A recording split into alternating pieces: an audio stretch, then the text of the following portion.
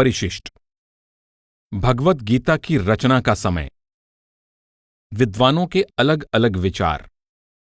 गीता की रचना के समय के बारे में कोई निश्चित निर्णय ले पाना कठिन है। पूर्व और पश्चिम दोनों के विद्वानों ने इस प्रश्न के बारे में काफी चर्चा की है और इस विषय में उनके विचार एक दूसरे से बहुत ही भिन्न हैं। इनमें से कुछ विद्वानों के विचार इस प्रकार हैं। डॉक्टर लॉरेंसर का विचार है कि हो सकता है गीता की रचना 500 ईस्वी के बाद हुई हो, क्योंकि आपको इस पर ईसाई धर्म का प्रभाव दिखाई देता है। गार्बे के अनुसार मूल रूप में गीता की रचना 200 ईसा पूर्व में हुई है, पर इसका वर्तमान रूप 200 ईस्वी में सामने आया। के.टी. तेलंग का विचार है कि गीता की रचना का आखिरी समय अवश्य ही 300 ईसा पूर्व माना जाना चाहिए, किंतु आज यह कह पाना बिल्कुल असंभव है कि इसकी रचना 300 ईसा पूर्व से कितने समय पहले हुई होगी। जॉन डेविस ने गीता से संबंधित अपनी रचना में यह निष्कर्ष दिया है कि संभवतः भगवत गीता 300 ईस्वी से पहले की रचना नहीं मानी जा सकती। डब्ल्यू. Douglas P. हिल का विचार है कि यह सिद्धांत कि गीता पर ईसाई मत का प्रभाव है अब प्रायः सर्वसम्मति से रद्द हो चुका है, तथा गीता के आंतरिक प्रमाणों से पता चलता है कि गीता का वर्तमान रूप 200 ईसा पूर्व में स्थापित हो गया था। पर R.G. भंडारकर का विचार है कि गीता कम से कम 400 ईसा पूर्व की रचना है। बाल गंगाधर तिलक ने अनेक प्रकार के प्रमाणों के आधार पर यह सिद्ध करने का प्रयत्न किया कि गीता अपने वर्तमान रूप में कम से कम 500 ईसा पूर्व में अवश्य मौजूद रही होगी। सर्वपल्ली राधाकृष्णन के अनुसार गीता को 500 ईसा पूर्व की रचना माना जा सकता है, यद्यपि संभव है कि बाद में इसके मूल पाठ में बहुत से परिवर्तन किए गए हों। स्वामी वीरेश्वरानंद का विचार है कि गीता और महाभारत, जिसका यह एक अंग है, दोनों का रचनाकाल महात्मा बुद्ध से पहले निर्धारित किया जा सकता है। ये दोनों बुद्ध काल के पूर्व की रचनाएं हैं, क्योंकि इनमें बुद्ध और बौद्ध धर्म के बारे में कुछ भी नहीं कहा गया है। इन भिन्न भिन्न विचारों को देखते हुए गीता के रचना काल के संबंध में दोबारा ध्यानपूर्वक विचार करना उचित है। जिस रूप में गीता आज प्राप्त है, यह महान महाकाव्य महाभारत के भीष्म पर्व का एक भाग है, परंतु इस विषय में भी संदेह किया जा सकता है कि गीता आरंभ से ही महाभारत का वास्तविक भाग था या नहीं। इसके साथ ही यह विवाद भी उठाया जा सकता है कि गीता, चाहे यह महाभारत का प्रमाणिक भाग हो या एक अलग स्वतंत्र रचना हो, पूर्णतः किसी एक व्यक्ति की रचना है या बाद के समय में इसमें बहुत से विस्तार और परिवर्तन किए गए हैं। इन दोनों विवादों के बारे में भिन्न भिन्न मत है। उदाहरण के रूप में टलबॉइज व्हीलर के अनुसार गीता में बहुत कुछ मिला हुआ है तथा यह ब्राह्मण काल की रचना प्रतीत होती है। दूसरी तरफ तेलंग भगवत गीता को मूल महाभारत का एक अभिन्न अंग मानने के सिद्धांत से सहमत हैं और कहते हैं कि व्हीलर का विचार हमारे प्राचीन साहित्य के लिए उचित प्रतीत नहीं होता। हॉल्ट्समन के अनुसार ब्राह्मणों ने मूल महाभारत को 9वीं ईस्वी के पश्चात एक धर्मशास्त्र का रूप दे दिया। मैकडॉनल ने इससे बिल्कुल विपरीत विचार प्रकट किया है। वे कहते हैं, जो भी हो, आज के हमारे ज्ञान की अवस्था प्रोफेसर हॉल्ट्समन की अपनी महाभारत की रचना में प्रकट किए गए विचारों को पूरी तरह रद्द कर देती है कि ब्राह्मणों ने 9वीं ईस्वी के पश्चात इसको धर्मशास्त्र का रूप दे दिया तथा इसी समय में इसमें पूरी पुस्तक की सामग्री को सम्मिलित कर दिया। उसका विचार है कि मूल महाकाव्य का विस्तार 300 ईस्वी पूर्व से लेकर ईस्वी के प्रारंभ होने के समय के बीच हुआ होगा। गार्बे के अनुसार गीता एक मिश्रित रचना है। उसका विश्वास था कि इसका मूल रूप सांख्य दर्शन था, जिसे बाद में किसी वेदांत दर्शन के अनुयायी ने विस्तृत रूप दे दिया। उसने कहा कि वह गीता में बाद में जोड़े गए वेदांत के विस्तार को ढूंढ भी सकता है और उनको गीता से बाहर भी कर सकता है। उसने अपनी भगवत गीता के अनुवाद में वेदांत संबंधी बातों को छोटे टाइप के रूप में छपवाकर इसे दिखाया भी है। गार्बे के एक शिष्य रुडोल्फ ऑटो ने गीता में जोड़े गए भाग को और अधिक बढ़ाया है और उसने यह विचार प्रकट किया है कि मूल गीता पूरी तरह विशुद्ध रूप में महाकाव्य का एक सुंदर अंश है। यह किसी विशेष दर्शन शास्त्र का सैद्धांतिक ग्रंथ नहीं है जिसे जोड़कर तथा श्री कृष्ण के दैवी स्वरूप के साथ मिलाकर महाभारत को प्रामाणिक महाकाव्य का रूप दिया जा सके। फ्रैंकलिन एडगर्टन इस सिद्धांत को रद्द करते हुए कहते हैं, मेरी अपनी व्याख्या गीता की एकता को स्वीकार करके चलती है। डेहलमन न केवल गीता को बल्कि संपूर्ण महाभारत को एक मौलिक प्रतिभाशाली कवि की रचना मानता है। बाल गंगाधर तिलक भी बहुत हद तक इस सिद्धांत के समर्थक हैं। इसके विपरीत एम विंटरनिड्स ने इस सिद्धांत का जोरदार खंडन करते हुए कहा है, हमारे इस वर्तमान महाभारत महाकाव्य में न केवल अनेक प्रकार की सामग्रियां सम्मिलित हैं, बल्कि इन सब का महत्व भी अनेक प्रकार का है। सत्य बात तो यह है कि जो कोई रूढ़िवादी हिंदुओं और ऊपर बताए गए पश्चिमी विद्वानों के साथ इस बात पर सहमत होगा कि महाभारत अपने वर्तमान स्वरूप में किसी एक व्यक्ति की रचना है, तो उसे इस निष्कर्ष पर आने के लिए भी मजबूर होना पड़ेगा कि यह मनुष्य एक समय में एक ही साथ एक महान कवि और एक लापरवाह लेखक था। वह एक महात्मा भी था तथा साथ ही मूर्ख भी। वह प्रतिभाशाली लेखक भी था तथा साथ ही एक हास्यास्पद पांडित्य प्रदर्शन करने वाला भी था। ध्यानपूर्वक विचार की आवश्यकता। कहे गए अनेक परस्पर विरोधी विचारों को देखते हुए सारे विवादों के विषय में ध्यानपूर्वक पूरी सावधानी से विचार करने की आवश्यकता है।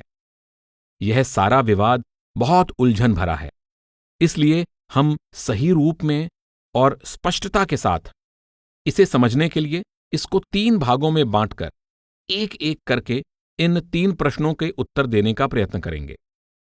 पहला, क्या गीता महाभारत का प्रामाणिक भाग है? दूसरा, क्या गीता में भिन्न भिन्न समय में कुछ कम ज्यादा परिवर्तन किए गए हैं? तथा तीसरा, गीता को किस समय की रचना मानना चाहिए? ये तीनों प्रश्न इस तरह परस्पर जुड़े हुए हैं कि जब तक पहले 2 प्रश्नों के ठीक उत्तर नहीं मिल जाते, तीसरे प्रश्न के बारे में लाभदायक विचार कर पाना कठिन है। क्या गीता महाभारत का एक प्रामाणिक अंग है? गीता को महाभारत का प्रामाणिक अंग मानने के बारे में मुख्य रूप से इस आधार पर संदेह प्रकट किया गया है कि युद्ध के आरंभ होने के गंभीर अवसर पर लंबे चौड़े नैतिक और आध्यात्मिक संवाद का होना प्रासंगिक और तर्कसंगत नहीं लगता। परंतु महाभारत जैसे महाकाव्य के स्वरूप और प्रयोजन के बारे में गहराई से विचार किया जाए तो यह मान्यता आरंभ में तो उचित लगती है, परंतु भली भांति विचार करने के बाद उचित नहीं लगती। स्पष्ट है कि महाभारत कोई ऐतिहासिक शोध प्रबंध नहीं है, इसलिए इसकी सामग्री से ऐतिहासिक घटनाओं के ठीक ठीक वर्णन की आशा करना उचित नहीं है। यह ठीक है कि इस महाकाव्य का विषय एक ऐतिहासिक घटना है, परंतु इसका रचयिता अत्यंत धार्मिक और काव्य कुशल है, जिसके कारण वह इस विशाल महाकाव्य को एक धर्मशास्त्र का रूप देने की स्वतंत्रता रखता है। महाभारत के अध्ययन से यह तथ्य स्पष्ट हो जाता है कि इसके रचयिता को जहां भी अवसर मिलता है वह धर्म के सिद्धांतों की व्याख्या करने के लिए उत्सुक रहता है। महाभारत के कर्ण पर्व में श्री कृष्ण अर्जुन को सच और झूठ, ठीक और गलत के बारे में विस्तार में समझाकर युधिष्ठिर को मारने से रोकते हैं।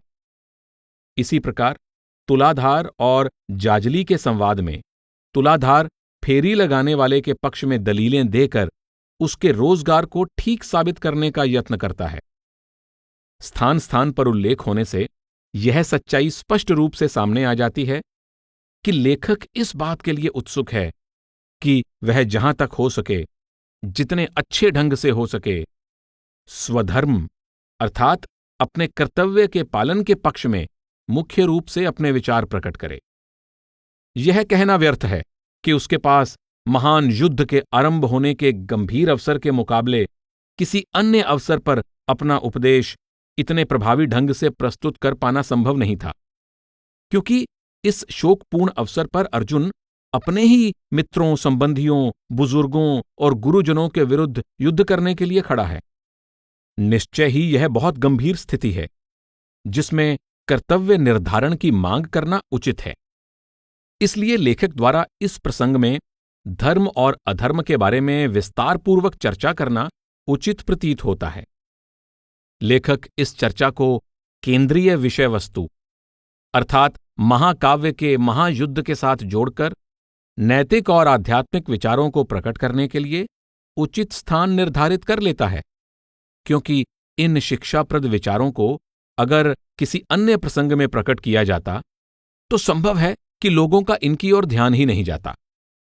इसलिए यदि लेखक ने श्री कृष्ण द्वारा अर्जुन को विशेष उपदेश देने के लिए उस काल की सर्वाधिक प्रबल धार्मिक प्रकृति को देखते हुए 700 श्लोकों के इस काव्य की रचना की, तो यह काव्य रचना महाभारत के 1,00,000 श्लोकों की विशाल रचना से असंगत नहीं है, विशेष तौर पर यदि इस महाकाव्य की मुख्य प्रकृति और मान्यता को ध्यान में रखा जाए।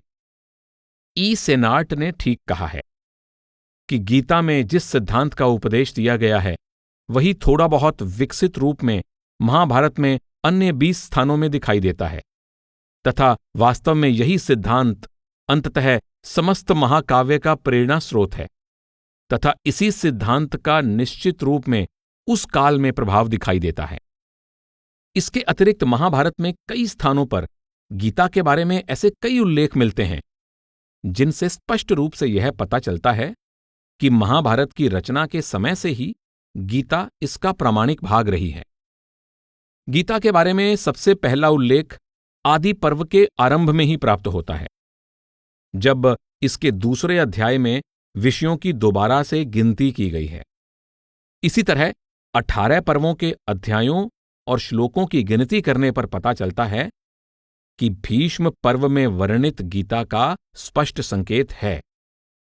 इसी प्रकार आदि पर्व में गीता के उपदेश का स्पष्ट वर्णन किया है, जब धृतराष्ट्र के मन में दुर्योधन की विजय के बारे में कुछ आशा नहीं रह जाती।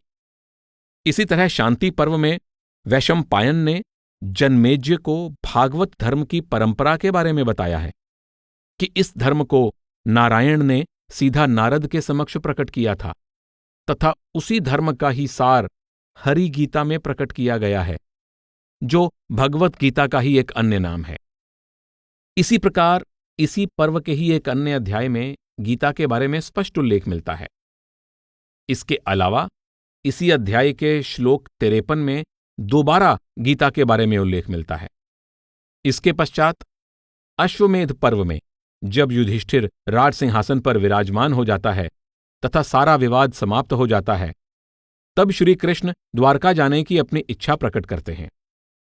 उस समय अर्जुन श्री कृष्ण से विनती करता है कि आपने युद्ध के आरंभ में जो उपदेश दिया था उसको पुनः दोहरा दें। इसके उत्तर में श्री कृष्ण कहते हैं कि उस उपदेश को उसी रूप में पूरी तरह दोहराना कठिन है, परंतु श्री कृष्ण उस उपदेश के बजाय कुछ अन्य उपदेश वचन कहते हैं, और ये वचन अनुगीता के नाम से जाने जाते हैं। इसमें कुछ विचार भगवत गीता से पूरी तरह मिलते हैं। इन आंतरिक उल्लेखों को ध्यान में रखा जाए तो इस बारे में कोई संदेह नहीं रह जाता कि गीता महाभारत का अभिन्न अंग है। अनेक पर्वों में स्थान स्थान पर बिखरे अनेक उल्लेखों की प्रामाणिकता के बारे में संदेह करना तथा इनको प्रक्षिप्त अर्थात बाद में जोड़ा हुआ मान लेना उचित प्रतीत नहीं होता, परंतु शब्दों, पदावलियों, छंदों और विचारों की दृष्टि से गीता तथा महाभारत के साथ तुलना की जाए तो इस भारी संदेह का भी निराकरण हो जाता है। कुछ उदाहरण लेते हैं। ऐसे शब्द जैसे असत, भाषा, ब्रह्म, प्रकृति के अर्थ में, कर्मयोग के अर्थ में योग तथा अंत में अव्यय ह, इन शब्दों का गीता में उसी अर्थ में प्रयोग नहीं किया गया जिस अर्थ में इनका कालिदास आदि के बाद की रचनाओं में किया गया है। इसी प्रकार शब्द नमस्कृत्वा, शक्य अहम तथा सेनानी नामहम सकंदह पाणिनि व्याकरण के नियमों के अनुसार नहीं है। महाभारत में ऐसे शब्द और वाक्यांश भी पाए जाते हैं जिनका प्रयोग गीता में किया गया है। तेलंग और तिलक ने गीता और महाभारत की विस्तृत तुलना में यह प्रमाणित किया है कि दोनों में पुरातन शब्दों, संधियों का प्रयोग किया गया है जिनको पाणिनि, जिनका जीवनकाल 500 से 400 ईसा पूर्व था, तथा बाद के व्याकरण शास्त्री स्वीकृति नहीं देते। इसलिए उनका बाद के साहित्य में, अर्थात कालिदास, जिनका जीवनकाल ईसा की 5वीं सदी था, आदि की रचनाओं में प्रयोग नहीं किया गया है। बाल गंगाधर तिलक केवल अपना मत प्रस्तुत करके ही संतुष्ट नहीं हुए, बल्कि उन्होंने गीता और महाभारत में उपलब्ध दर्जनों अन्य श्लोकों और काव्यांशों के उदाहरण दिए हैं।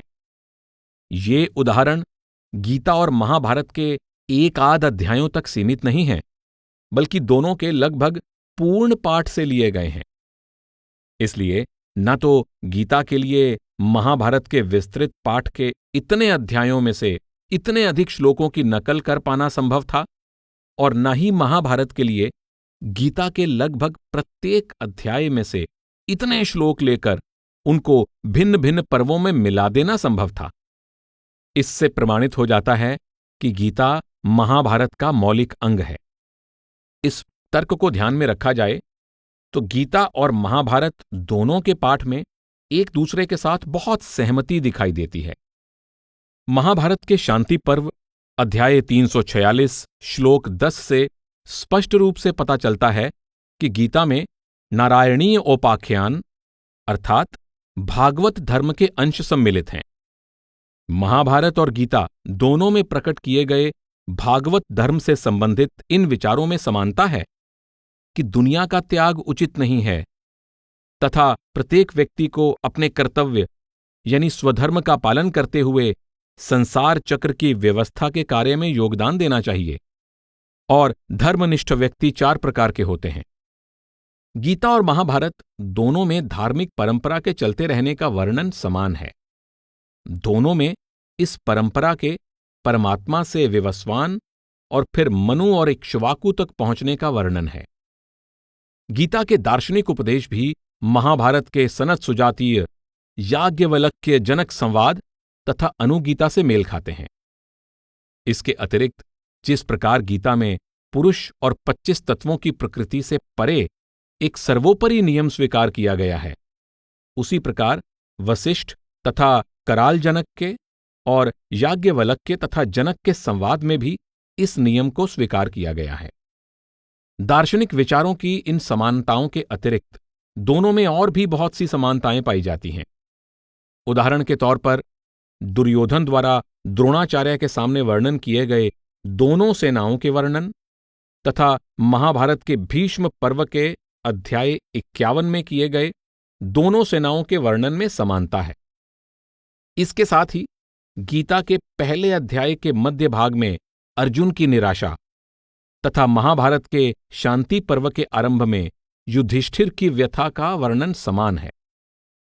इसी प्रकार गीता में अर्जुन द्वारा अपने सगे संबंधियों को मारकर राज्य पर अधिकार करने की निरर्थकता का वर्णन तथा महाभारत में दुर्योधन द्वारा अपने ही सगे संबंधियों को मारकर प्राप्त करने वाले साम्राज्य की निरर्थकता का वर्णन समान है।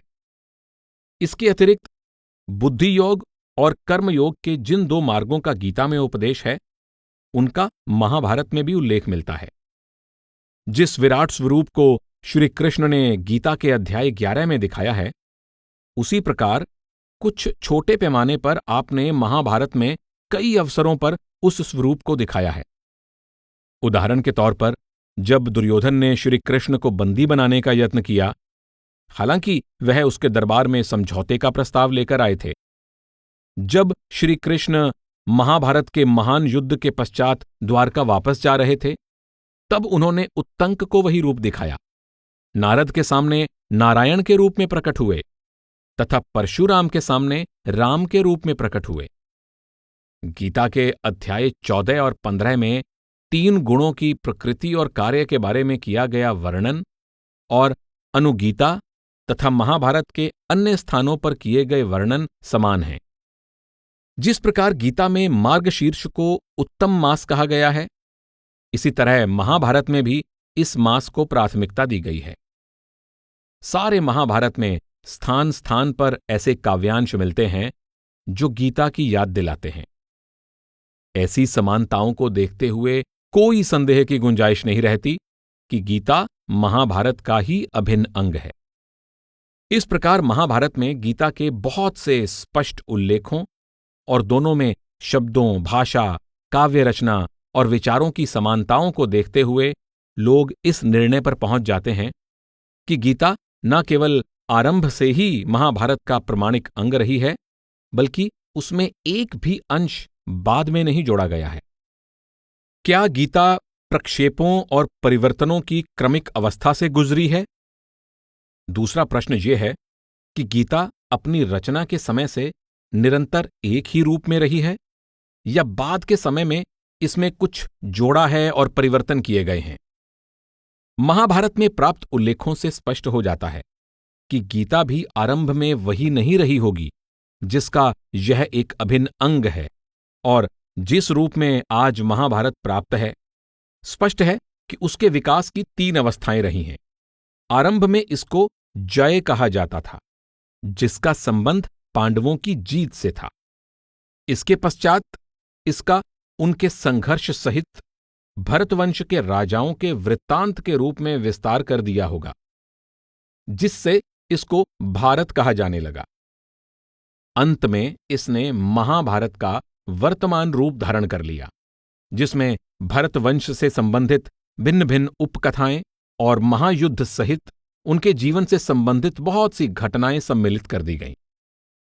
महाभारत के आरंभ के अध्याय में भी कहा गया है कि जिस रचना में उपकथाओं यानी उप आख्यान का अभाव था तथा जिसको भारत कहा जाता था, उसमें केवल 24,000 श्लोक थे, जिनका ऋषि व्यास द्वारा 6 लाख श्लोकों वाले विशाल ग्रंथ के रूप में विस्तार कर दिया गया। इनमें से वैशंपायन द्वारा 1 लाख श्लोक हम तक पहुंच पाए हैं। इसको शुरू में जय कहा जाता था, जिसका संकेत शायद पांडवों की विजय की ओर था। इसके साथ ही यह भी कहा गया है कि ऋषि व्यास ने अपने पुत्र शुक सहित अपने शिष्यों को भी भारत काव्य रचना को पढ़ाया। आपके 5 शिष्यों सुमंतु, जैमिनी, पैल, शुक और वैशंपायन ने अपने अपने भिन्न भिन्न शोध प्रबंध लिखे, जिनमें से ऋषि व्यास ने वैशंपायन का महाभारत स्वीकार किया, जैमिनी के महाभारत का केवल अश्वमेध पर्व स्वीकार किया। इन कथनों से पता चलता है कि महाभारत में यह स्वीकार किया गया है कि इसके मूल पाठ में कई संशोधन और विस्तार किए गए हैं। आश्वलायन के गृह सूत्र में इस बात की पुष्टि की गई है कि भारत और महाभारत के नामों का संबंध सुमंतु, जैमिनी, वैशंपायन और पैल के नामों से है। इसलिए स्वाभाविक ही यह कल्पना की जा सकती है कि महाभारत के अभिन्न अंग गीता में भी कुछ न कुछ परिवर्तन और विस्तार किए गए होंगे। इसलिए डहलमन के इस कथन से सहमति प्रकट कर पाना कठिन है कि गीता एक रचनात्मक काव्य प्रतिभा की रचना है।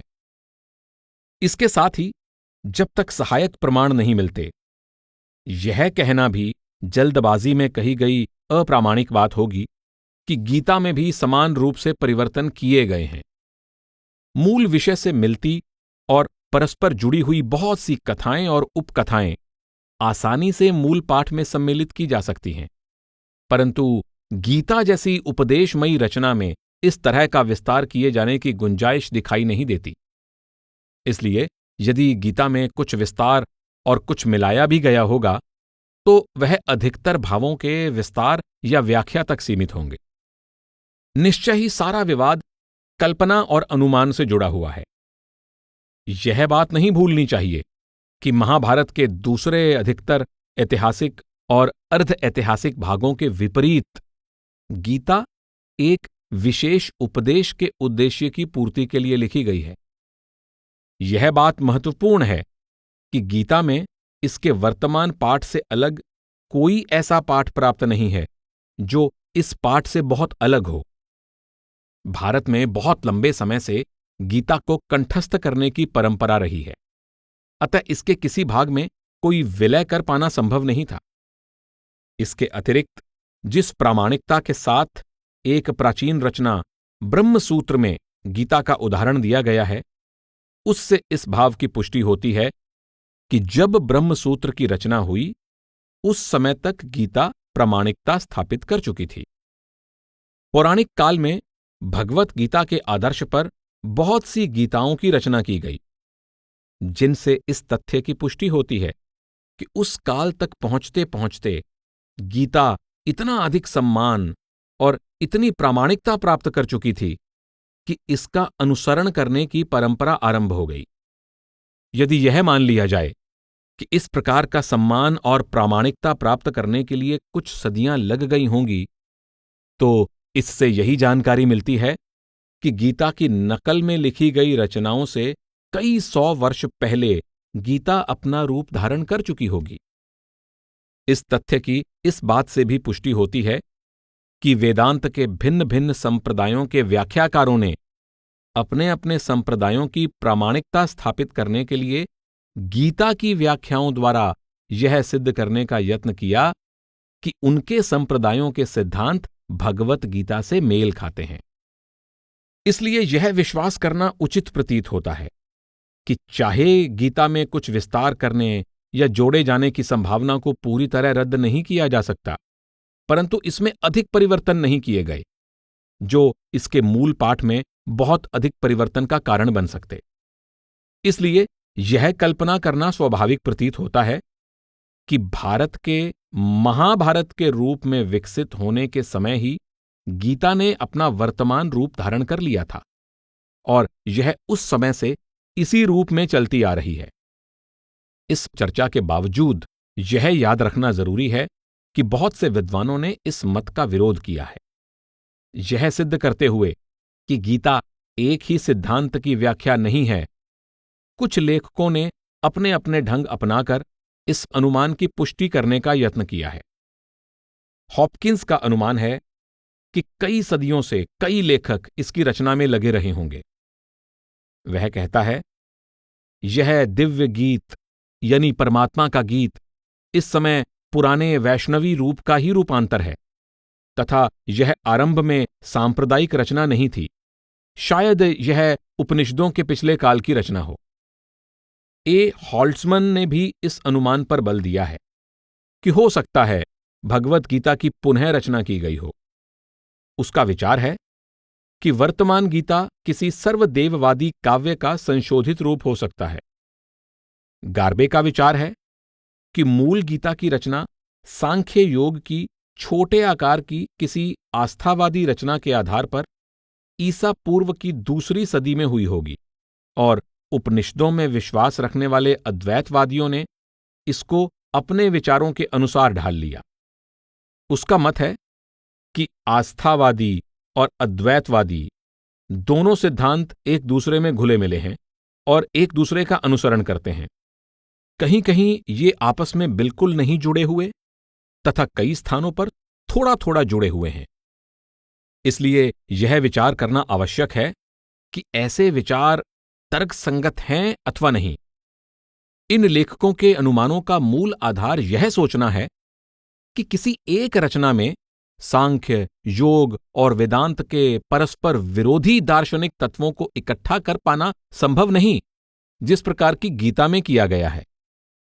परंतु आरंभ के उपनिषदों जैसे भारतीय साहित्य की प्रकृति के बारे में ऐतिहासिक खोजबीन से यह तथ्य तुरंत सामने आ जाता है कि सांख्य, योग और वेदांत जैसे शब्द जिस भाव को लेकर गीता में प्रयोग किए गए हैं वे परस्पर विरोधी नहीं हैं, जिस प्रकार उनको आमतौर पर बाद के विकसित रूप में समझा जाता है। गीता में ये शब्द न तो तकनीकी अर्थों में प्रयोग किए गए हैं और न ही संकुचित अर्थों में। ये पूरी तरह स्थापित हो चुके किसी दर्शन प्रबंध की आवश्यक सीमा से ऊपर हैं, परंतु जो आरंभिक अवस्था में इतने लचकदार थे कि उनको एक दूसरे के साथ जोड़ा जा सकता था, वही दार्शनिक प्रगति के बाद की अवस्था में ऐसे विशेष प्रबंध या ढांचे का रूप ले लेते हैं कि वे इतने संकुचित अर्थों में और तकनीकी बन जाते हैं कि उनका दूसरे विचारों से संबंध जोड़ पाना कठिन हो जाता है। इसलिए गीता के जो विचार बाहर से देखने पर एक दूसरे के विरोधी प्रतीत होते हैं, उससे यह निष्कर्ष निकाल लेना उचित नहीं कि गीता में धीरे धीरे बहुत से विस्तार कर दिए गए हैं। इसके विपरीत यह तथ्य स्वीकार करना चाहिए कि गीता की रचना ऐसे काल में हुई थी जब दार्शनिक विचारों ने किसी संकुचित प्रबंध या ढांचे का रूप धारण नहीं किया था। इस विचारधारा का समर्थन करने वाले अन्य प्रमाणों के बारे में बाद में चर्चा की जाएगी। अभी गीता के कुछ वास्तविक प्रसंगों पर विचार करते हैं, जिनमें कुछ ऐसे विषयों के बारे में चर्चा करेंगे जो पूरी तरह स्थापित हो चुके सिद्धांतों के साथ मिलते हैं। इस चर्चा से यह भाव स्पष्ट रूप में सामने आ जाएगा कि जो दार्शनिक विचार बाद में विकसित हुए तथा विशेष सिद्धांतों में ढल गए, उनकी गीता में आधारभूत तत्वों के रूप में ही चर्चा की गई है।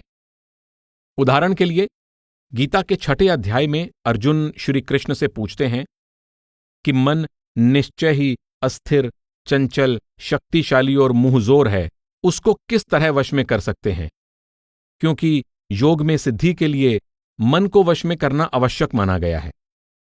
श्री कृष्ण स्पष्ट रूप में उत्तर देते हैं कि अभ्यास और वैराग्य द्वारा ही मन पर नियंत्रण किया जा सकता है। आप अपना विचार यह कहकर व्यक्त करते हैं कि आत्मसंयम करने वाला व्यक्ति अगर यत्न करता है तो उसके लिए योग में सिद्धि प्राप्त कर लेना संभव है, परंतु संयम रहित व्यक्ति के लिए योग में सिद्धि प्राप्त कर पाना संभव नहीं। इस कथन से विषय पर यहीं विराम लग गया है और आगे अभ्यास और वैराग्य के स्वरूप, सुधार और वर्गीकरण के बारे में कुछ नहीं कहा गया है।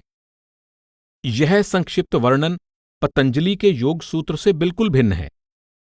उसमें लेखक अपने सूत्र को परंपरागत रूप में आरंभ करता हुआ कहता है, अथ योग अनुशासनम, अर्थात इसके साथ ही योग का उपदेश आरंभ होता है। इसके पश्चात वह अपनी प्रसिद्ध परिभाषा प्रस्तुत करता है, योगश्चित्त वृत्ति निरोध है, अर्थात मन की अवस्था पर नियंत्रण पाना ही योग है। इस स्पष्टीकरण के पश्चात लेखक मानसिक क्रियाओं का वर्गीकरण करता है। वह कहता है, चित्त वृत्तियों यानी मन के संकल्पों विकल्पों का निरोध यानी संयम अभ्यास और निर्लेपता द्वारा होता है। ये शब्द गीता में प्रयोग किए गए शब्दों के साथ मेल खाते हैं। गीता के बजाय योग सूत्र का लेखक इस विषय की व्याख्या यहीं बंद नहीं करता, वह अभ्यास और वैराग्य की व्याख्या करते हुए आगे कहता है, दृढ़तापूर्वक निरंतर यत्न को अभ्यास कहते हैं। जब लंबे समय तक बिना रुके और सदाचार से यत्न किया जाता है, तब उसको स्थिर आधार मिल जाता है। इसके पश्चात लेखक वैराग्य की व्याख्या करता हुआ कहता है, चेतना को दृश्यमान पदार्थों या शास्त्रों में बताए गए सुख पाने की इच्छाओं को रोककर रखना वैराग्य है। इसके पश्चात लेखक ने परम वैराग्य का वर्णन करते हुए जिस युक्ति का उल्लेख किया है, उस पर चलने से आत्मसंयम प्राप्त हो जाता है। इसके पश्चात लेखक आत्मसंयम के गुणों का वर्णन करते हुए अपने विचारों का विस्तार से वर्णन करता है। इसी प्रकार योग के अभ्यास के लिए गीता में वर्णन की गई विधि और योग सूत्र में दिए गए व्यवहारिक मार्गदर्शन में अंतर देखा जा सकता है। गीता के 6 अध्याय के 10वें श्लोक में योग के अभ्यास के लिए कुछ विशेष निर्देश दिए गए हैं, जबकि इनको निश्चित व्यवहारिक सिद्धांतों का रूप देने का यत्न नहीं किया गया, परंतु पतंजलि साधनपाद में इन सिद्धांतों का क्रमबद्ध और विस्तारपूर्वक वर्णन करता हुआ अष्टांग योग के प्रसिद्ध सिद्धांतों को सूत्रबद्ध कर देता है। इन उदाहरणों द्वारा स्पष्ट हो जाना चाहिए कि उपनिषदों की तरह गीता में मूल भाव बिखरा हुआ और अव्यवस्थित है। इसमें भावों की वैज्ञानिक परिभाषा, वर्गीकरण, भाग और उपभाग को व्यवस्थित करने का प्रयास नहीं दिखता है, जो बाद की रचनाओं में व्यवस्थित रूप से स्पष्ट दिखाई देता है। संक्षेप में कह सकते हैं कि गीता में जो वर्णन है वह प्रारंभिक तत्व है, आधार सामग्री है। यह पूर्ण रूप से विकसित परिपक्व दार्शनिक विचारधारा नहीं है। यही बात गीता में कुछ शब्दों के अव्यवस्थित प्रयोग द्वारा दिखाई गई है, जिसको अलग अलग प्रबंधों में स्पष्ट रूप से व्यक्त किया गया है। गीता में योग शब्द का प्रयोग कुछ प्रसंगों में अलग अलग भावों में किया गया है। इसी तरह महत्व की दृष्टि से आत्मा, ब्रह्म, बुद्धि, स्वभाव जैसे शब्दों को भी अलग प्रसंगों में भाव की दृष्टि से कहीं अधिक और कहीं कम मात्रा में बदला गया है। गीता के शब्दों के व्यवहार के प्रति ऐसी असावधानी न केवल ऊपर दिए गए दृष्टिकोण को सहमति देती है, बल्कि इसमें होने वाले भ्रम और परस्पर विरोध को भी बहुत हद तक स्पष्ट करती है। गार्बे गीता में योगो नष्टः को जब पतंजलि की योग पद्धति का विनाश बताते हैं, तब ऐसा लगता है कि वे भूल कर रहे हैं, क्योंकि इससे यह निष्कर्ष निकलता है कि गीता योग पद्धति के बाद की रचना है। स्पष्टतः दासगुप्ता का यह कथन सही प्रतीत होता है कि गीता के लेखक पतंजलि द्वारा व्यवहार की गई योग पद्धति के तकनीकी भाव से परिचित नहीं थे। वस्तुतः गीता में किसी विषय की सामग्री के प्रयोग की विधि पर उपनिषदों की प्रकृति का प्रभाव प्रत्यक्ष दिखाई देता है, जिससे इस विचार की पुष्टि होती है कि गीता इस श्रेणी का नया सदस्य है। इस भाव की गीता के प्रत्येक अध्याय के अंत में प्रयोग किए गए शब्दों से पुष्टि होती है। भारत के प्राचीन साहित्य की जानकारी के साथ ज्ञान की दृष्टि से गीता का ध्यानपूर्वक अध्ययन फिट्स एडवर्ड हॉल के विचारों से सहमत होने पर मजबूर कर देता है। वह कहता है, उपनिषदों, भगवत गीता और दूसरे प्राचीन हिंदू ग्रंथों में ऐसे सिद्धांत परस्पर मिले जुले दिखाई देते हैं जिनमें बहुत से परिवर्तन किए गए हैं, जिसके कारण वे परस्पर असंगत प्रतीत होते हैं। उनको अलग अलग समय में सांख्य और वेदांत कहा गया है।